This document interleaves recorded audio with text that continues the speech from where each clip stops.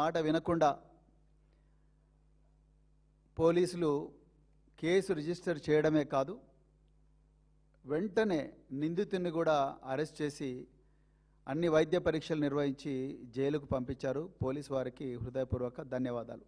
ఏ మాట కామాట.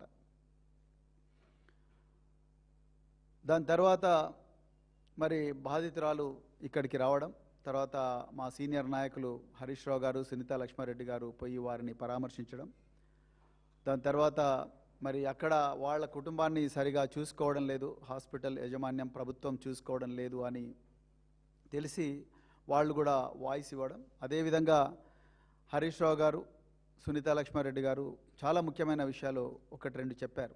సో అందులో ముఖ్యమైనది ఏంటంటే నిందితుడు ఏ పార్టీకి సంబంధించిన వాడైనా ఎవరైనా కూడా ఇది రాజకీయాలకు అతీతంగా జరగాల్సిన వ్యవహారం కాబట్టి తప్పకుండా కఠిన శిక్ష విధించాల్సిందే అన్న మాట ప్రజలకు మీడియా ద్వారా చెప్పడం జరిగింది.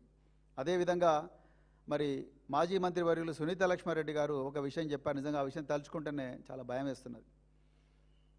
ఆ బాధితురాలు పురుషులు ఎవ్వరు దగ్గరికి పోయినా, డాక్టర్లు ముఖ్యంగా ఎవరు దగ్గరికి పోయినా కూడా వాళ్ళంటేనే భయపడుతున్నది అన్న ఒక మాట వారు చెప్పడం జరిగింది. నిజానికి ఈ భారత ప్రభుత్వం 2012లో పోక్సో యాక్ట్ తీసుకొచ్చినప్పుడు కూడా ఇప్పుడున్న ఎన్డీఏ గవర్నమెంటు పోక్సో యాక్టుకు మరణశిక్ష విధించింది. సెక్షన్ 6 హ్యాజ్ డెత్ పెనాల్టీ, మరణశిక్ష విధించింది. కారణం ఏందయ్యా అంటే ఈ పోక్సో అనే నేరం మామూలు నేరం కాదు. ఈ పోక్సో నేరం ఏంటంటే ఇది ఒక 30-40 సంవత్సరాల పాటు మనిషి యొక్క, బాధితుడి యొక్క మానసిక స్థితి మీద ఇంపాక్ట్ చేస్తుంది. వాళ్ళు మామూలు మనుషులు కాలేరు, వాళ్ళ బాధ ఎవరికి చెప్పుకోలేరు. చిన్నపిల్లలు, మైనర్ బాలికల మీద జరిగిన దాడి కాబట్టి వాళ్ళు ఏం చెప్పాలో కూడా తెలియని పరిస్థితి. అందుకొరకే పోక్సో అంత సీరియస్ నేరం. గత 2024లో తెలంగాణలో దాదాపుగా 2103 అంటే 2103 ముగ్గురు మైనర్ బాలికల మీద ఈ లైంగిక నేరాలు నమోదు అయినాయి. మన రాష్ట్రంలో ప్రతి జిల్లాలో కూడా ఒక ఫాస్ట్ ట్రాక్ కోర్టు కూడా పోక్సో కేసులకు ఉంది ప్రత్యేకించి. కేసీఆర్ గారు ముఖ్యమంత్రి అయిన తర్వాత 2016లో భరోసా సెంటర్లు, సఖీ సెంటర్లు, షీ టీంలు, ఈ ఫాస్ట్ ట్రాక్ కోర్టులన్నీ కూడా వారి హయాంలోనే వచ్చి మహిళలకు సంపూర్ణ రక్షణ కల్పించాలి అనే ఉద్దేశంతో ఇవి పెట్టడం జరిగింది.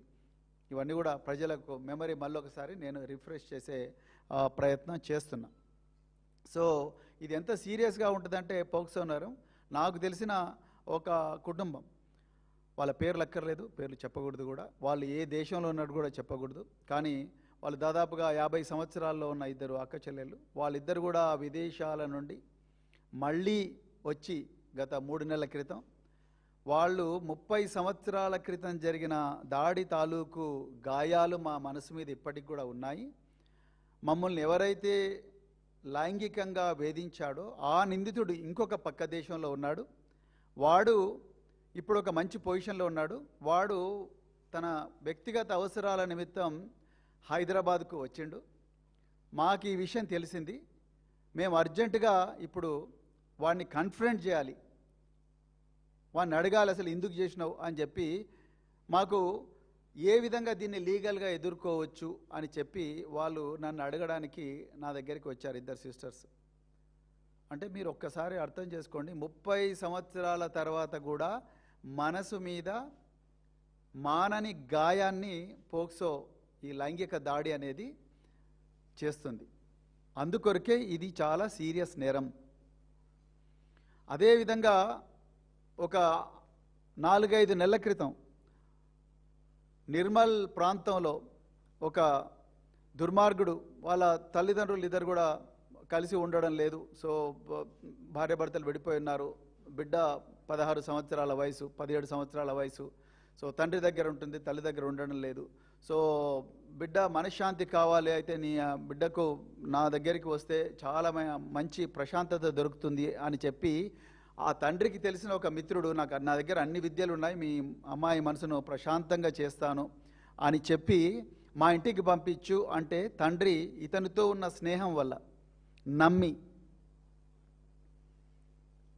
ఆ అమ్మాయిని ఇతని దగ్గరికి పంపిస్తే ఆ దుర్మార్గుడు చెప్పలేనని అఘాయిత్యాలు ఆ అమ్మాయి మీద చేయడానికి ప్రయత్నం చేస్తే ఆ అమ్మాయి పారిపోయి వచ్చి ఆ అమ్మాయి బిహేవియర్లో పూర్తిగా మార్పు వచ్చింది. మార్పు వస్తే ఆ తండ్రికి ఏం చేయాలనో అర్థం కాక పోలీసు వాళ్ళను సంప్రదించి ఆ అమ్మాయి మీద జరిగిన ఏదైతే దాడి ఉన్నదో ఆ దాడి వివరాలన్నీ కూడా మరి పోలీసు వాళ్ళకు చెప్తే ఆ పోలీసు వాళ్ళు మరి నిందితుని అరెస్ట్ చేయలేదు. మళ్ళీ మేము డీజీపీ గారికి రిక్వెస్ట్ చేసి డీజీపీ గారికి చెప్పి, అప్పుడు శివధర్ రెడ్డి గారు డీజీపీగా ఉన్నారు, వీడి కోసం ఒక ప్రత్యేకమైన బృందం వేయాలంటే ఆ నిందితుడి కోసం ప్రత్యేకమైన బృందం వేసి వాడిని నిర్మల్లో మరి పోలీసు వాళ్ళు వల పన్ని పట్టుకున్నారు.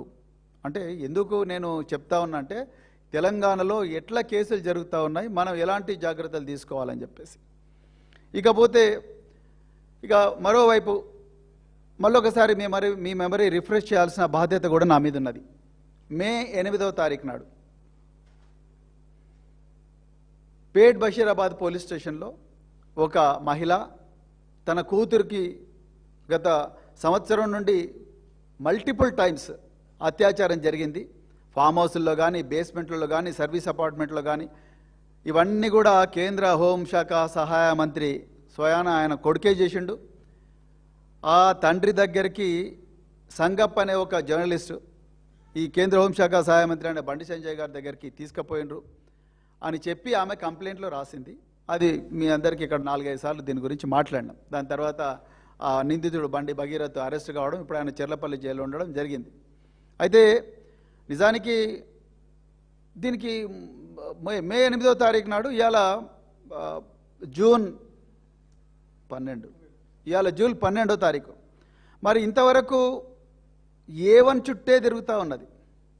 మరి A2 A3 ఏమైనరు? ముఖ్యంగా సరే A2 దగ్గరికి, సంజయ్ గారి దగ్గరికి ఒక 2 నిమిషాలు లేట్గానే పోదాం. A3 సంగప్పను పట్టుకోవాలి కదా, ఎందుకంటే సంగప్పకి ఈ విషయం అంతా తెలుసు.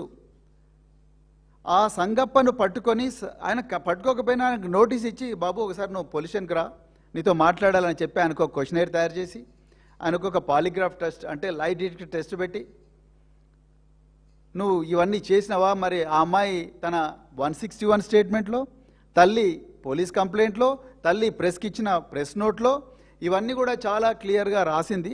164 స్టేట్మెంట్ హానరబుల్ మెజిస్ట్రేట్ ముందర ఆ అమ్మాయి చాలా క్లియర్గా చెప్పింది, మమ్ములను సంగప్ప కేంద్ర హోంశాఖ సహాయ మంత్రి శ్రీ బండి సంజయ్ గారింటికి హైదరాబాద్లో ఉండే ఇంటికి తీసుకొని పోయిండు అని చెప్పి ఆ అమ్మాయి చెప్పింది, వాళ్ళ తల్లి కూడా చెప్పింది. ఇంకా ఇంతకన్నా విలువైన సాక్ష్యము ఏం కావాలి, విలువైన ఆధారం ఏం కావాలి?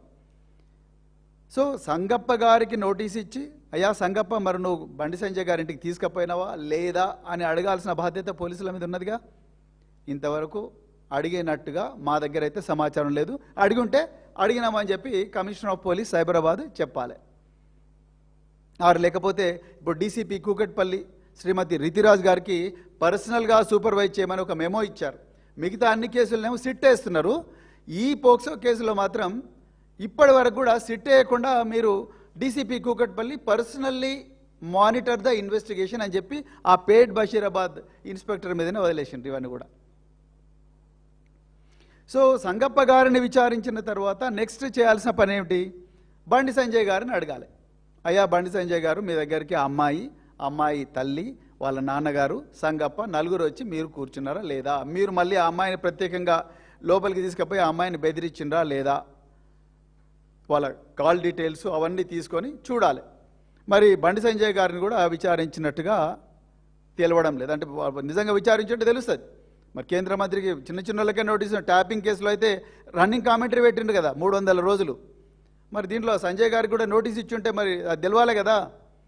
సంజయ్ గారిని కూడా ఇంతవరకు విచారించలేదు. అందుకొరకే ఆయన బాజాప్తా జూన్ 9వ తారీఖు నాడు హైదరాబాద్కి వచ్చిండు. వచ్చి ఆయన అంటున్నాడు, నేను హైదరాబాద్లో పాలు తాగినందుకు నాకు జ్వరం వచ్చింది అంటున్నాడు. అయ్యా సంజయ్ గారు, మీరు మీ కుమారుడు ఈ వ్యవహారం చేసినందుకు ఈ పోక్సోలో మీ కుమారుడు మరి చేసిన నేరానికి ఆయన్ను 9 రోజులు మీరు కాపాడిన వ్యవహారానికి తెలంగాణ పిల్లలందరికీ జ్వరం వచ్చింది. మీకు హైదరాబాద్లో పాలు తాగి జ్వరం వచ్చిందో లేదో మాకు తెలియదు, కానీ ఆ వ్యవహారం మే 8వ తారీఖు నుంచి మే 16 లొంగుబాటు అరెస్టు డ్రామా ఉంది చూసినరా, ఆ లొంగుబాటు అరెస్టు డ్రామా వరకు జరిగిన ఏదైతే హై వోల్టేజ్ డ్రామా ఏదైతే ఉందో దానివల్ల తెలంగాణ ప్రజలందరికీ కూడా జ్వరం వచ్చింది. సో దీన్ని దయచేసి ప్రజలందరూ కూడా గుర్తించాలి. సో ఇక్కడ విషయం ఏంటంటే, కొంతమంది బీజేపీ నాయకులు ఏమాత్రం కూడా ఇక వాళ్ళకు ఆ రోజు ఎవరు మాట్లాడలేదు, కాంగ్రెస్ వాళ్ళు మాట్లాడలేదు, బీజేపీ వాళ్ళు మాట్లాడలేదు. ఇలా ఖమ్మంలో జరిగిన ఇన్సిడెంట్ మీద మీరేం మాట్లాడతారు? పోలీసు వాళ్ళు బాజాబ్తా అరెస్ట్ చేసినారు. అరెస్ట్ చేసిన తర్వాత బాధితురాలని వెంటనే పరామర్శించడానికి మా మాజీ మంత్రులు ఇద్దరు కూడా అక్కడికి పోయి బాధ్యతాయుతమైన ఒక రాజకీయ పార్టీ ఏ విధంగా బిహేవ్ చేస్తుందో ఆ విధంగా మా అగ్రనాయకత్వం చేసింది. కానీ ఇవాళ నేను ఒక్కటే అడుగుతున్నా, మీరు జాగ్రత్తగా గమనించండి మీడియా మిత్రులారా, తెలంగాణ ప్రజలారా. ఈరోజు రాష్ట్రంలో మహిళా శిశు సంక్షేమ శాఖ మంత్రి ఎవరు? సీతక్క గారు. రాష్ట్రంలో హోంశాఖ మంత్రి ఎవరు? రేవంత్ రెడ్డి గారు. రాష్ట్రంలో ముఖ్యమంత్రి ఎవరు? రేవంత్ రెడ్డి గారు. నిజానికి ఆనాడు బాధితురాలతో మాట్లాడాల్సింది ఎవరు? హోంశాఖ మంత్రి గారు, లేకపోతే మహిళా శిశు సంక్షేమ శాఖ మంత్రి. ఎందుకంటే వీళ్ళంతా పిల్లలు, మైనర్ బాలికలు are equivalent to children. So వాళ్ళు మాట్లాడలేదు. మరి సీతక్క గారు, మరి ఆమె రావాలి కదా నిన్న హాస్పిటల్కు, రాలేదు. రేవంత్ రెడ్డి గారు రావాలి కదా, రాలేదు. ఆయన ఎంతసేపు ఇక మీనాక్షి నటరాజను పాపం ఒక మహిళ నమ్ముకొని, కాంగ్రెస్ వాళ్ళని నమ్ముకొని తెలంగాణకు వచ్చింది. వస్తే పాపం ఆమెకే వెన్నుపోటు పొడిచిన వ్యవహారం. అంటే మహిళలంటే కొంచెం కూడా బర్దాష్ చేయలేని వ్యక్తులు ఇలా అధికారిక పొజిషన్లలో ఉన్నారు. ఇక వీళ్ళు కాంగ్రెస్ బీజేపీలో మీరే ఇన్ఫర్మేషన్ ఇచ్చిందంటారు, కాంగ్రెస్ వాళ్ళేమో మీరే మమ్మల్ని అన్యాయం చేసినారు అంటున్నారు ఎలక్షన్ కమిషన్ అడ్డం పెట్టుకొని. మీ అందరికీ తెలియకుండానే మూడో వ్యక్తి రాజ్యసభ సభ్యుడవుతాడా? రాజ్యసభ సభ్యుడిగా నామినేషన్ ఇస్తాడా? మీరు ఇక్కడ నుంచి ఇన్ఫర్మేషన్ ఇస్తున్నారన్న విషయం తెలియకపోతే. సో ఇవన్నీ వ్యవహారాల తలమునకలైన ఈ వెనుపోటు పొడిచే వ్యవహారాల మహిళలను రాజ్యసభ సభ్యులు కాకుండా కుట్రలు పన్నే వ్యవహారంలో తలమునకలైన మరి ముఖ్యమంత్రి గారు, ఆయన ఈ రాష్ట్రంలో మైనర్ బాలికల గురించి ఆలోచిస్తారా? మరి సీతక్క గారు అంటేనే మీరందరూ కూడా, మనమందరం కూడా రీల్స్ బాగా చేస్తారు అని అంటారు. మరి నేను రిక్వెస్ట్ చేస్తున్న, చేతులు జోడించే సీతక్క గారు, మీరు మహిళా శిశు సంక్షేమ శాఖ మంత్రి, మైనర్ బాలికల అంశం గురించి కూడా ఒక రీల్ చేయండి మేడం, ఒక రీల్ చేయండి. మైనర్ బాలికలు ఏ విధంగా తమను తాము రక్షించుకోవాలి అన్న విషయం మీద ఒక రీల్ చేయండి కదా. అంతే తప్ప ప్రజల గొంతుకగా నిలిచిన బీఆర్ఎస్ పార్టీని, ప్రజల ధన మాన ప్రాణాలకు వాటి కోసం ఎదురొడ్డి పోరాడుతున్న బీఆర్ఎస్ పార్టీ మీద ప్రతిరోజు కూడా కామెంట్లు చేసుకుంటూ కూర్చుంటే ఏమొస్తుంది కాంగ్రెస్ వాళ్ళకు, బీజేపీ వాళ్ళకు? ఒక్కసారి తెలంగాణ ప్రజలందరూ కూడా ఆలోచించాలి. ఇక రెండవ అంశము, ఇది టెక్నికల్ అంశం, చాలా సున్నితమైన అంశం. దయచేసి నేను ఒకవేళ ఏమైనా తప్పు మాడితే క్షమించాలి. మొట్టమొదట ఇది చాలా ఇంపార్టెంట్. ఇది రాజకీయాలకు అతీతంగా చెప్తున్నా, ఇది ఎవరికైనా వర్తిస్తుంది. ఒక తండ్రిగా, ఒక మాజీ పోలీస్ అధికారిగా, అదేవిధంగా ఒక పౌరుడిగా. ఈ పోక్సో కేసులు నేరం జరిగిన తర్వాత వాటి పరిశోధించడం ఎంత ఇంపార్టెంటో, నేరం జరగక ముందు కూడా వాటిని ఆపడం కూడా అంతే ఇంపార్టెంట్. ఇది నా రిక్వెస్ట్ తల్లిదండ్రులకు బీఆర్ఎస్ పార్టీ తరఫున. అదేవిధంగా యంగ్ అడల్ట్స్కు, అంటే జెన్జీ అంటున్నాం కదా ఇప్పుడు మనం, ఆ యంగ్ అడల్ట్స్, తర్వాత 12 సంవత్సరాలు దాటిన బిడ్డలు ఎవరైతే ఉన్నారో, 12, 11, 10 ఆ వయసులో ఉన్న బిడ్డలు, వాళ్ళ తల్లిదండ్రులకు, అదేవిధంగా ఆ బిడ్డలకు మా ప్రత్యేకమైన రిక్వెస్ట్ బీఆర్ఎస్ పార్టీ తరఫున.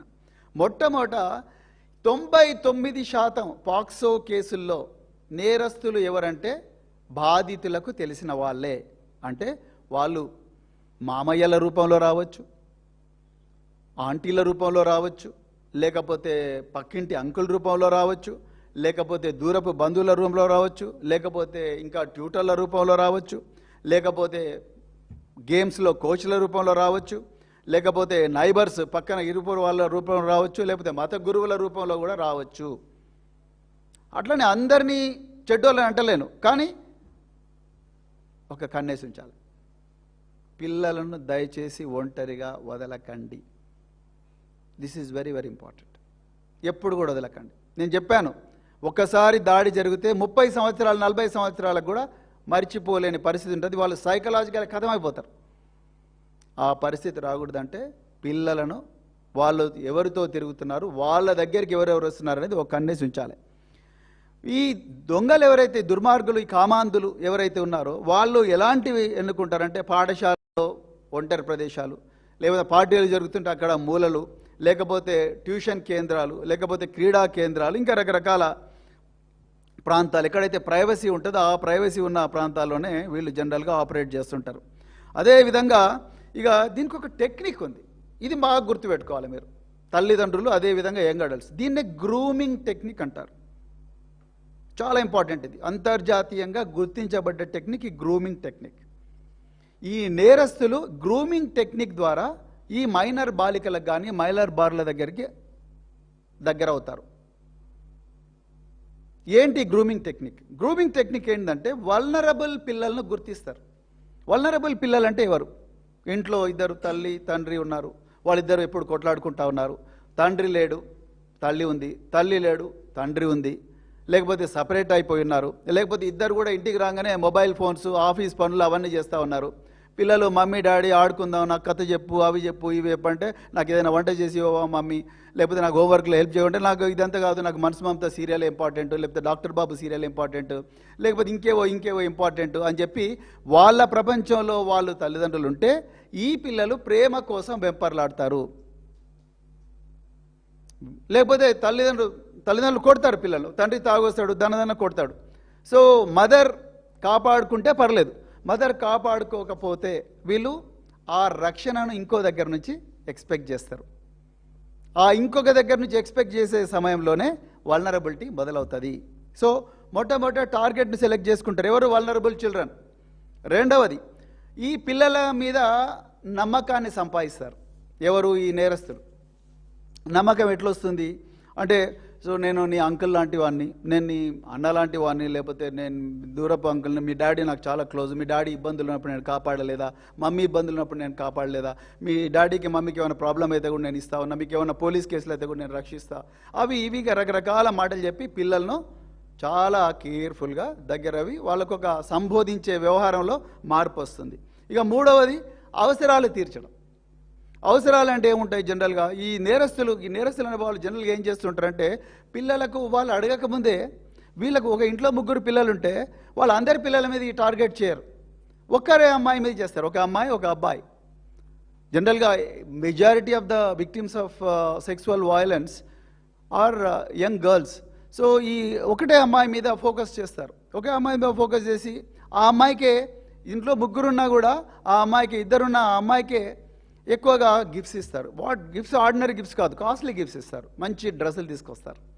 అదేవిధంగా అప్పుడప్పుడు పాకెట్ మనీ ఇస్తారు, మమ్మీ ఇవ్వట్లేదు కదా నేను ఇస్తాను, అమ్మా అంకుల్ పర్లేదమ్మా అని చెప్పి ఇస్తారు. అదేవిధంగా ఫోన్స్ ఇస్తారు. ఇప్పుడు ఫోన్స్, ఇన్స్టాగ్రామ్ చూడాలని యంగ్ జనరేషన్కి చాలా ఉంటుంది, స్నాప్చాట్లో చాట్ చేయాలని ఉంటుంది, అదేవిధంగా ఫోటోలు తీసుకోవాలని ఉంటుంది, సెల్ఫీలు తీసుకొని వాళ్ళ వాట్సాప్ స్టేటస్ పెట్టుకోవాలని ఉంటుంది, ఇంకా రకరకాల యాప్స్ అనమాట. ఈ యాప్స్లో పెట్టుకోవాలంటే మంచి మొబైల్ ఫోన్ కావాలి, దానికి కెమెరా ఫెసిలిటీ ఉండాలి. సో ఇప్పుడు కెమెరాలో అద్భుతమైన కెమెరా ఫెసిలిటీ ఫోన్స్ వస్తున్నాయి, వీళ్ళ దగ్గర డబ్బు ఉండదు. అలాంటప్పుడు ఈ పక్కింటి అంకుల్ వస్తాడు, లేకపోతే పక్కింటి భయ్యా వస్తాడు, వచ్చి ఇతను నా దగ్గర డబ్బులు ఉన్నాయి తీసుకో అని చెప్పేసి ఈ ఫోన్ తీసుకో, మంచి ఫోన్ కొనుక్కోమ్మా, పర్లేదు మా ఇంట్లో 2 ఉన్నాయి, ఇది ఒకటి తీసుకో అంటారు. పిల్లలు ఏమున్నది, అమాయకులు, మైనర్ బాలికలు ఎట్లుంటారు, వాళ్ళకి ఆ మెచ్యూరిటీ ఉండదు. సో అందుకొరకు ఈ ఎమోషనల్ నీడ్ ఫీల్ చేస్తారు. తల్లిదండ్రులు కొనిచ్చే పరిస్థితి ఉండదు, సో పక్కన వీడు పోనిస్తాడు. సో కొనిచ్చిన వెంటనే ఆ పిల్లలు ఆ ఫోన్ దాచిపెట్టుకుంటారు, దాన్ని వాడుకుంటారు. అంటే సో రిలేషన్షిప్ కొంచెం స్ట్రెంథన్ అవుతుంది. దాని తర్వాత స్లోగా ఐసోలేట్ చేస్తారు. ఎవరి నుంచి ఐసోలేట్ చేస్తారు? సిబ్లింగ్స్ నుంచి ఐసోలేట్ చేస్తారు. ఇంట్లో 2 పిల్లలు ఉంటే ఆ అమ్మాయిని స్లోగా వీళ్ళ వైపు ఎమోషనల్గా బ్లాక్మెయిల్ చేస్తారు. చేసి స్లోగా తల్లిదండ్రులకు వ్యతిరేకంగా మాట్లాడడం మొదలెడతారు. మాట్లాడి, చూడు నేను ఇంత చేస్తున్నా, నాలాగా మీ మమ్మీ డాడీ చూస్తున్నారా నేను అని చెప్పి స్లోగా పిల్లలను తల్లిదండ్రులకు వ్యతిరేకంగా ట్రైన్ చేస్తారు. అదేవిధంగా దాని తర్వాత స్లోగా అప్పుడప్పుడు తాకరాని చోట తాకుతారు. అది యాక్సిడెంటల్గానే కనిపిస్తుంది, కానీ ప్లాన్ ప్రకారం చేసే వ్యవహారం అది. యాక్సిడెంటల్గా ఉంటుంది కానీ సో ఆ అమ్మాయికి అర్థమైపోతుంది, కానీ ఇది ఈయన యాక్సిడెంటల్గా చేసినట్టు ఉంటుంది. అది స్లోగా హద్దులు దాటి ప్రవర్తించడం మొదలవుతుంది. దాని తర్వాత నెక్స్ట్ చివరిగా ఏం చేస్తాడంటే ఈ గ్రూమింగ్ టెక్నిక్లో ఈ విషయాలు దయచేసి ఎవరికి చెప్పకు, ఇది మన ఇద్దరి మధ్యలో ఉండాలి అంటాడు. అర్థమవుతుందా? సో ఈ విధంగా ఒక 3, 4, 5 దశలలో చాలా కేర్ఫుల్గా అఫెండర్స్ విక్టిమ్స్ను ట్రైన్ చేస్తారు, బ్లాక్మెయిల్ చేస్తారు. బ్లాక్మెయిల్ చేసి వాడిని లోబరుచుకుంటారు. మన తెలుగులో అయితే లోబరుచుకుంటారు అంటారు. సో ఆ విధంగా లోబరుచుకొని వాళ్ళని ఎక్స్ప్లాయిట్ చేస్తారు. ఆ పిల్లలకి ఏమీ తెలియదు. సో మరి తల్లిదండ్రులు ఎట్లా గుర్తుపట్టాలి ఇవన్నీ కూడా? దానికి నా దగ్గర కొన్ని విషయాలు అంటే టెల్ సైన్స్ ఉన్నాయి, అవి నేను మీకు చెప్పాలనుకుంటున్నా. ఒక వ్యక్తి ఎవరైనా మన ఇళ్లలోకి పిల్లల దగ్గరకు వచ్చి 3 అమ్మాయిలను సమానంగా చూడకుండా ఒకటే అమ్మాయిని చూస్తున్నాడంటే మీ యాంటెన్నా అప్ కావాలి, అంటే మీ ఒళ్ళంతా కళ్ళు పెట్టుకోవాలి, అప్రమత్తంగా ఉండాలి తెలుగులో చెప్పాలంటే. అదేవిధంగా ఈ వ్యక్తి పదే పదే ఆ పిల్లలతో ఒంటరిగా గడపడానికి ప్రయత్నం చేస్తాడు. Never allow your children to stay alone with strangers. ఇద్దరు ఉండండి, కానీ ఒక్కరిని మాత్రం పిల్లలతో ఎప్పుడు దయచేసి పెట్టకండి. వాళ్ళు ఎంత క్లోజ్ అయినా పర్లేదు, బట్ కీడెంచి మేలెంచాలనేది మనం అనుకుంటున్నాం. తర్వాత అదేవిధంగా మీ తల్లిదండ్రులు మిమ్మల్ని అర్థం చేసుకోవట్లేదు, కానీ నేను మాత్రం బాగా అర్థం చేసుకుంటున్నాను మళ్ళీ మళ్ళీ చెప్తున్నాడని మీ అమ్మాయి ఎప్పుడైనా అబ్బాయి కానీ మీతోని ప్రైవేట్గా చెప్తే దయచేసి జాగ్రత్తగా ఉండండి. అదేవిధంగా ఎప్పుడు కూడా కౌగిలింతలు చేస్తూ లేకపోతే ఒళ్ళో కూర్చోబెట్టుకొని, అంటే మనం పిల్లల దగ్గర మన మీద కూర్చోబెట్టుకుంటే ల్యాప్లో కూర్చోబెట్టుకొని ప్రతిసారి కూడా అలా చేస్తున్నాడంటే తల్లిదండ్రులు అలాంటి వ్యక్తుల పట్ల చాలా చాలా అప్రమత్తంగా ఉండాలి. అదేవిధంగా మాట్లాడే భాషలో కూడా చాలా మార్పు వస్తుంది.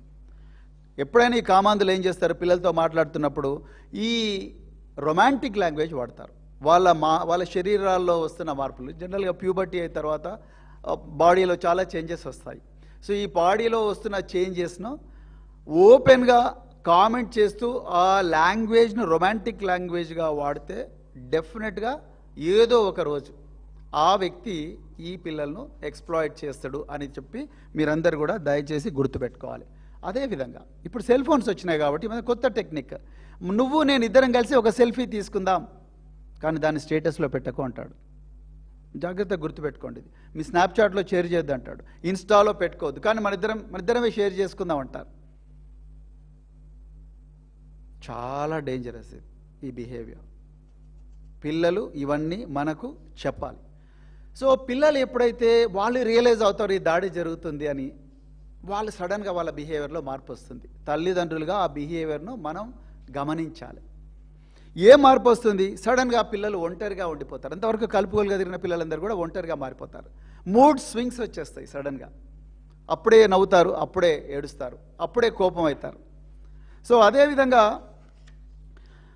ఏ వ్యక్తితోనైతే తిరుగుతున్నామో ఆ వ్యక్తికి తాలూకా ఇచ్చిన ఫోను, మనీ, వాటి గురించి తల్లిదండ్రులకు చెప్పడం బంద్ చేస్తారు.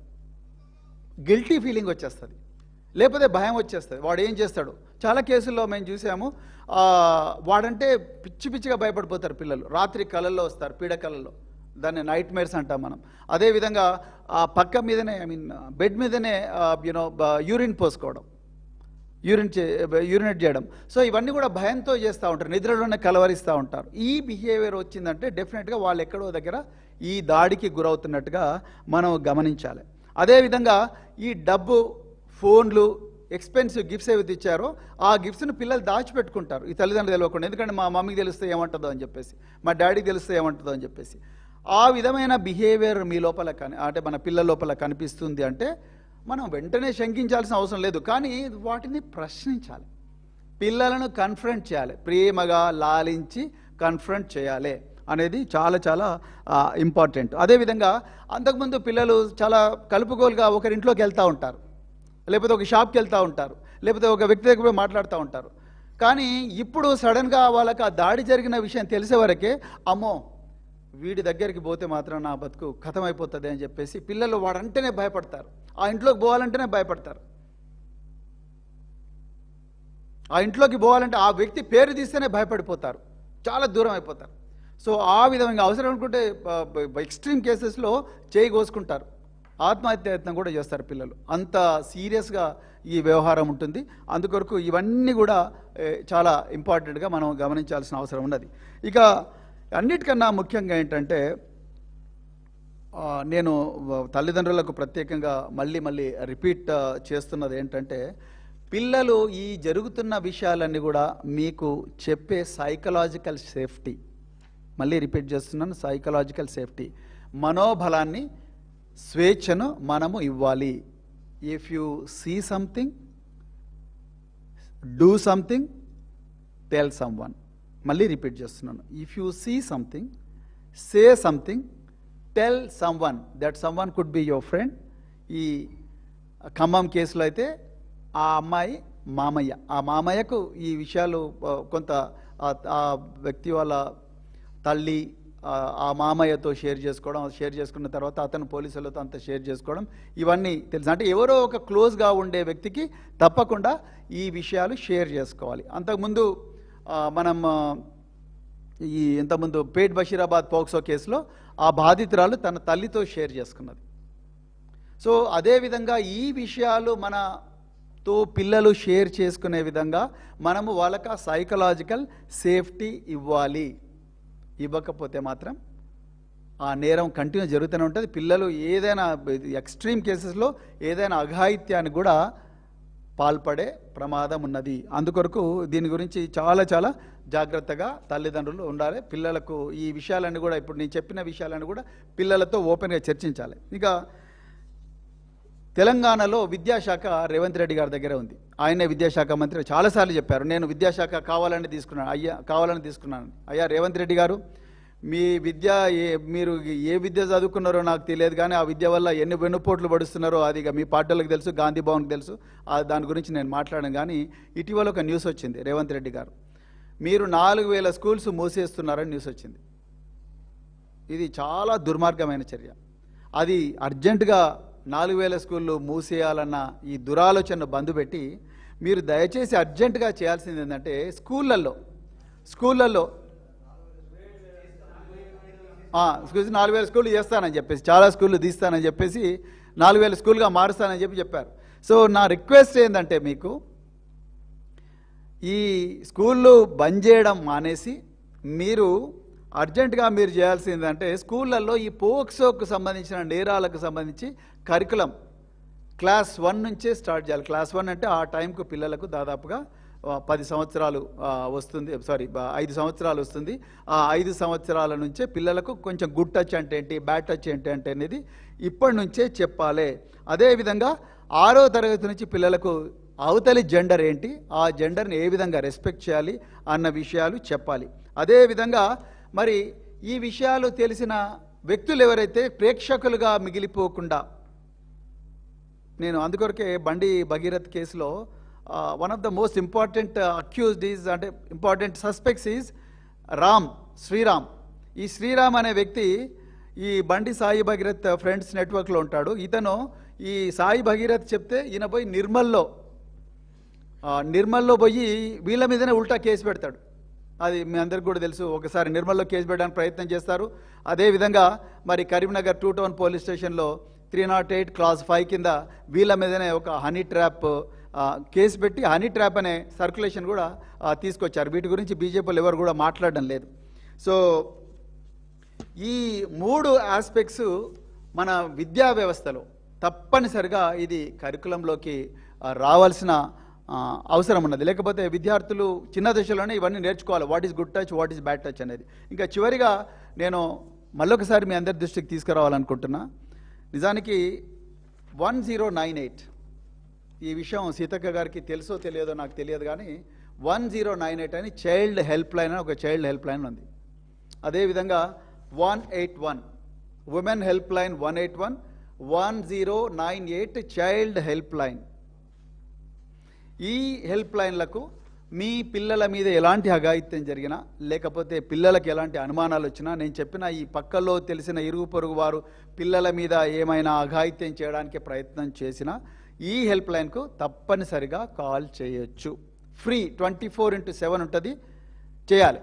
కానీ ఇది నిజానికి ఇప్పుడు నేను చెప్పిన విషయాలన్నీ కూడా ముఖ్యమంత్రి రేవంత్ రెడ్డి గారు, ఆయన హోంమంత్రి కాబట్టి, లేకపోతే సీతక్క గారు పెట్టాలి. కానీ వాళ్ళు పెట్టరు. అర్థమైపోయింది. తెలంగాణ ప్రజలకు వీళ్ళ మీద ఆశలు లేవు. రోజు కాదు, మొదటి రోజే వీళ్ళ మీద ఆశలు పూర్తిగా కోల్పోయినరు. తెలంగాణ ప్రజల ధన మాన ప్రాణాలను, వాళ్ళ ఆస్తుల రక్షణను, వాళ్ళ ప్రాణాల రక్షణను, వాళ్ళ గౌరవాన్ని కాపాడే ఏకైక పార్టీ భారత రాష్ట్ర సమితి, దాని అధినేత కేసీఆర్ గారు. దీంట్లో ఎవరికి కూడా డౌట్ ఉండాల్సిన అవసరం లేదు. రాబోయే రోజుల్లో తప్పకుండా ఈ చైల్డ్ బీఆర్ఎస్ వర్షన్ 2.0లో తప్పకుండా చైల్డ్ కన్విక్టెడ్, నేరం జరిగి శిక్ష పడ్డ ప్రతి అఫెండర్ కూడా వాళ్ళ పేర్లను కూడా రిజిస్టర్లు ఎక్కించి, వీళ్ళు బాలికల మీద బాలుల మీద నేరాలు చేసిన దుర్మార్గులు, వీళ్ళ పేర్లు ఇవి అని చెప్పి ప్రజలందరికీ చెప్తాం, ఒక రిజిస్టర్ పెట్టి. రెండోది, ఇంకా ఫాస్ట్ ట్రాక్ కోర్టులు పెంచుతాము. స్కూళ్ళల్లో తప్పకుండా ఇది కరికులం ఇంట్రడ్యూస్ చేస్తాము. ఎందుకంటే పిల్లలకు స్వీయ రక్షణ గురించి కూడా తెలియాలి. అదేవిధంగా పిల్లలకు మార్షల్ ఆర్ట్స్ కూడా తప్పకుండా ఇంట్రడ్యూస్ చేస్తాము. అందరు mandatory, all students will have to learn martial arts తప్పకుండా. అదేవిధంగా ఎడ్యుకేషన్ అంతా కూడా తప్పకుండా చేస్తాము. అదేవిధంగా మళ్ళొకసారి రిపీట్ చేస్తున్నా, పేట్ బషీరాబాద్ పోలీసులారా, మీ పక్కనే ఉండే ఖమ్మం పోలీసులు ఏమో నిందితుని ఒకటే రోజు అరెస్ట్ చేసిండ్రు. మీరు 9 రోజులు టైం తీసుకున్నారు. ఇంకా 2 నిందితులు ఉన్నారు. వాళ్ళని మీరు ఇంతవరకు కూడా అరెస్ట్ చేయడం లేదు, వాళ్ళని ఎగ్జామిన్ చేయడం లేదు. ఏమీ ఓకే నామకే వస్తే ఏదో ఒక చిన్న మీటింగ్లో మాట్లాడిన బల్క సుమన్ గారిని తీసుకపోయి ఇప్పుడు 15 రోజులు జైల్లో పెట్టిండ్రు. మరి జగ్గారెడ్డి ఎందుకు జైల్లో పెట్టలేదు? మరి ఆయన మాట్లాడలేదా? మైనంపల్లి హనుమంతరావు, హరీష్ రావు గారిని, కేటీఆర్ గారిని పెట్రోల్ బస్ గాలబెడతాన్నాడు కదా, మరి ఎందుకు ఆయన అరెస్ట్ చేయలేదు? జగ్గారెడ్డి పోలీసులను విపరీతంగా అమనాభూతులు తిట్టిండు కదా, మరి ఆయన ఎందుకు అరెస్ట్ చేయలేదు? రేవంత్ రెడ్డి గారు సాక్షాత్ ముఖ్యమంత్రి గద్దెలు గూలగొట్టండి అన్నాడు కదా, బీఆర్ఎస్ గద్దెలు, మరి ఆయన ఎందుకు అరెస్ట్ చేయలేదు? గద్దెలు గూలగొట్టండి అన్నాడు రేవంత్ రెడ్డి, ఓపెన్ పబ్లిక్ మీటింగ్లో అంటున్నాడు. మరి అది కూడా నేరమే కదా. కాళేశ్వరం ప్రాజెక్టు పేల్చేసిండ్రు, మరి అది కూడా నేరమే కదా. అదేవిధంగా తనుగలలో చెక్ డ్యామ్లు పేల్చేసిండ్రు, అది కూడా నేరమే కదా. మరి వాటిని చేయట్లేదు. సో ఇదంతా కూడా ప్రజలు గమనిస్తున్నారు. మరి మీడియా మిత్రులు మరి ఇంత సున్నితమైన అంశాన్ని తెలంగాణ ప్రజలకు ఓపికగా చెప్పే ప్రయత్నం చేసినందుకు మీకు హృదయపూర్వక ధన్యవాదాలు. ఈ బాధితులకు న్యాయం జరిగేదాకా బీఆర్ఎస్ పార్టీ తప్పకుండా అలుపెరగని పోరాటం చేస్తూనే ఉంటుంది. మా అందరికీ మార్గదర్శనం చేస్తున్న మరి తెలంగాణలో మహిళల రక్షణకు దేశంలోనే ఆదర్శంగా ఈ తెలంగాణ రాష్ట్రం నిలబెట్టేట్టుగా చేసిన తెలంగాణ తొలి ముఖ్యమంత్రి బీఆర్ఎస్ అధినేత శ్రీ కేసీఆర్ గారికి హృదయపూర్వక ధన్యవాదాలు చెప్తూ మీ అందరికీ కూడా జై తెలంగాణ, జై కేసీఆర్.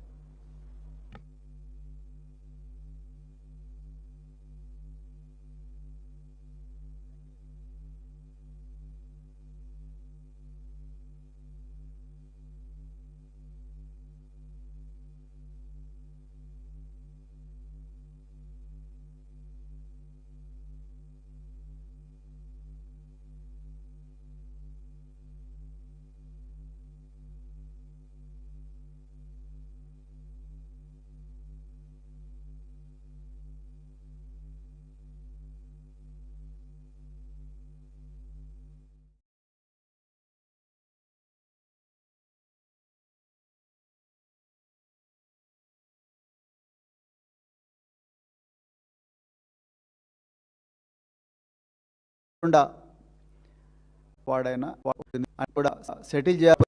8వ తారీఖు కూడా తెలుసు. కాంగ్రెస్ నాయకులు ఒక ఇద్దరు కార్పొరేటర్లు ఈ వ్యవహారాన్ని కొంత సెటిల్ చేయాలని చూసినా, సెటిల్ ఇన్ కోర్ట్స్, కొంత డబ్బు అప్పచెప్పి సెటిల్ చేయాలని చూసినా కూడా మరి వాళ్ళ మాట వినకుండా పోలీసులు కేసు రిజిస్టర్ చేయడమే కాదు, వెంటనే నిందితుడిని కూడా అరెస్ట్ చేసి అన్ని వైద్య పరీక్షలు నిర్వహించి జైలుకు పంపించారు. పోలీసు వారికి హృదయపూర్వక ధన్యవాదాలు. ఏ మాట కామాట. దాని తర్వాత మరి బాధితురాలు ఇక్కడికి రావడం, తర్వాత మా సీనియర్ నాయకులు హరీష్ రావు గారు, సునీతా లక్ష్మారెడ్డి గారు పోయి వారిని పరామర్శించడం, దాని తర్వాత మరి అక్కడ వాళ్ళ కుటుంబాన్ని సరిగా చూసుకోవడం లేదు, హాస్పిటల్ యాజమాన్యం ప్రభుత్వం చూసుకోవడం లేదు అని తెలిసి వాళ్ళు కూడా వాయిస్ ఇవ్వడం. అదేవిధంగా హరీష్ రావు గారు, సునీతా లక్ష్మారెడ్డి గారు చాలా ముఖ్యమైన విషయాలు ఒకటి రెండు చెప్పారు. సో అందులో ముఖ్యమైనది ఏంటంటే నిందితుడు ఏ పార్టీకి సంబంధించిన వాడైనా ఎవరైనా కూడా ఇది రాజకీయాలకు అతీతంగా జరగాల్సిన వ్యవహారం కాబట్టి తప్పకుండా కఠిన శిక్ష విధించాల్సిందే అన్న మాట ప్రజలకు మీడియా ద్వారా చెప్పడం జరిగింది. అదేవిధంగా మరి మాజీ మంత్రివర్యులు సునీతా లక్ష్మారెడ్డి గారు ఒక విషయం చెప్పారు. నిజంగా ఆ విషయం తలుచుకుంటేనే చాలా భయం వేస్తున్నది. ఆ బాధితురాలు పురుషులు ఎవ్వరు దగ్గరికి పోయినా, డాక్టర్లు ముఖ్యంగా ఎవరు దగ్గరికి పోయినా కూడా వాళ్ళంటేనే భయపడుతున్నది అన్న ఒక మాట వారు చెప్పడం జరిగింది. నిజానికి